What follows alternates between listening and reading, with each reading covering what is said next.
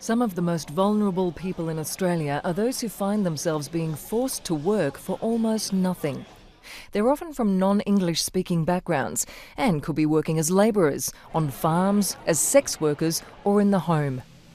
A parliamentary inquiry has reported on Australia's efforts to stamp out slavery and protect victims.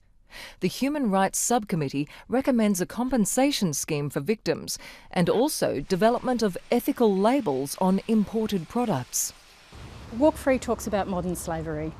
It's a great term because it captures human trafficking, forced labour, slavery, debt bondage, child soldiers. These are all forms of modern slavery. In Australia, what we see is slavery that occurs through something called debt bondage, where a person is enslaved through a whole mix of social, cultural, financial pressures.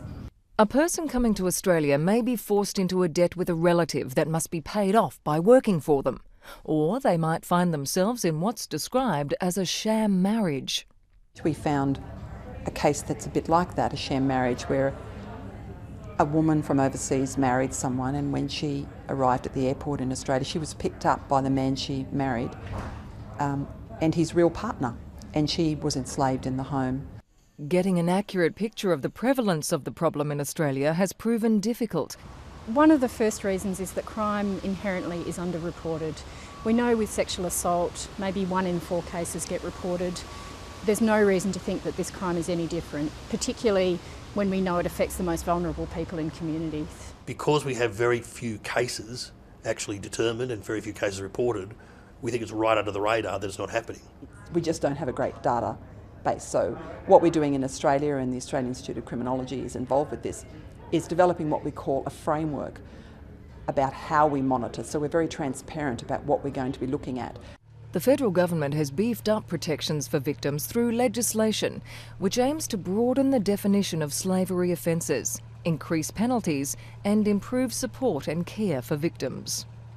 The fact that the Australian government is recognising this as an issue and making significant amendments to the legislation through this bill, we are very pleased about. However, the Law Council would also like to see other changes, such as a national compensation scheme for victims, closer monitoring of migration agents and a review of the issue. Given that we think the issue is well underdone, what we're really saying is that there needs to be a whole look at what are the education pieces to it, the community awareness pieces to it. The legislation is the end point, right? It's so that you've got rights to assert. And that's why we're thinking that we need to have a complete review of it. I mean, we would like to see a quite extensive debate occurring and, a bit of glamour television, in fact, if you like.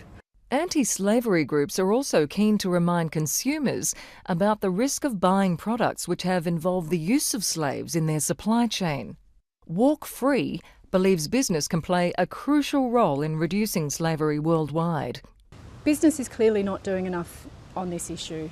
It's as simple as that. Business has remarkable power in its purchasing decisions of, whether it's of goods and services, the components that go in to make up your phone, the electronics that goes into your computer, the fruit that goes into the sauce, whatever it is.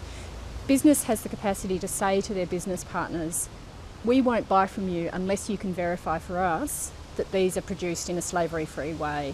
And internationally we need to come out publicly and say, actually, there's a lot of people in this situation, whether they are legal or illegal migrants, that are being affected by this. And it's very important for us to honour our international obligations and really come out quite strongly on these issues. This is a big issue to the international community. There's a lot of exploitation in other parts of the world, and there are assumptions that our law has not been equal to the task and that we haven't dealt with it adequately here. And we'll obviously look at those issues. So there's a lot of practical things that businesses can do. So for example, I understand that Fortescue Metals Group, which is one of Australia's largest companies, has written to all of its suppliers, that's more than 3,000 suppliers, and required them to sign a statutory declaration confirming that they have done their own due diligence on their supply chains. So that's one company putting pressure on 3,000 other companies. For more information on this issue, visit www.antislavery.org.au.